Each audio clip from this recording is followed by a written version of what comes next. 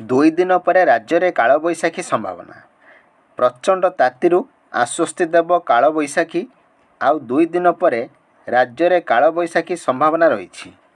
28ରୁ ଆସନ୍ତା 3 ତାରିଖ ଯାଏଁ କାଳବୈଶାଖୀ ବର୍ଷା ହୋଇପାରେ।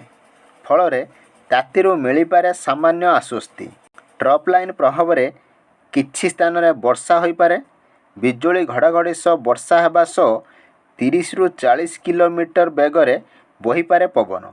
ଝଡ଼ ବଜ୍ରପାତ ଓ ପବନର ସମ୍ଭାବନା ନେଇ ଆଗାମୀ 7 ଦିନ ଅର୍ଥାତ୍ ମେ 3 ତାରିଖ ସକାଳ ପର୍ଯ୍ୟନ୍ତ ରାଜ୍ୟରେ କେତେକ ଜିଲ୍ଲାକୁ ଚେତାବନୀ ଜାରି କରିଛି ପାଣିପାଗ ବିଭାଗ।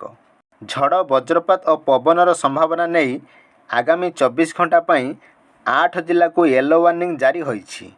ସେହି ଜିଲ୍ଲାଗୁଡ଼ିକ ହେଲା ମୟୂରଭଞ୍ଜ, କେନ୍ଦୁଝର, ବାଲେଶ୍ୱର, ଭଦ୍ରକ, ଯାଜପୁର, ଗଜପତି, ରାୟଗଡ଼ା ଓ କୋରାପୁଟ। ଚେତାବନୀ ଜାରି ହୋଇଥିବା ଜିଲ୍ଲାଗୁଡ଼ିକ ମଧ୍ୟରୁ କେତେକ ସ୍ଥାନରେ ପବନର ବେଗ ଘଣ୍ଟା ପ୍ରତି 30ରୁ 40 କିଲୋମିଟର ରହିପାରେ।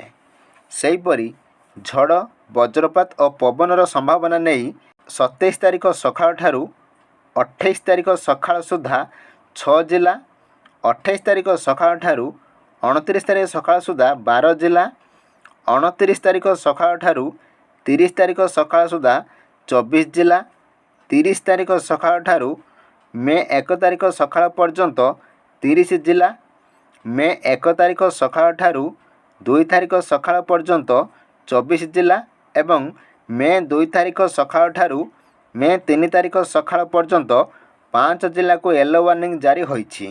ଭୁବନେଶ୍ୱର ପାଣିପାଗ ବିଜ୍ଞାନ କେନ୍ଦ୍ର ପକ୍ଷରୁ ଜାରି ହୋଇଥିବା ଏହି ସୂଚନାଟି ମିଳିଛି।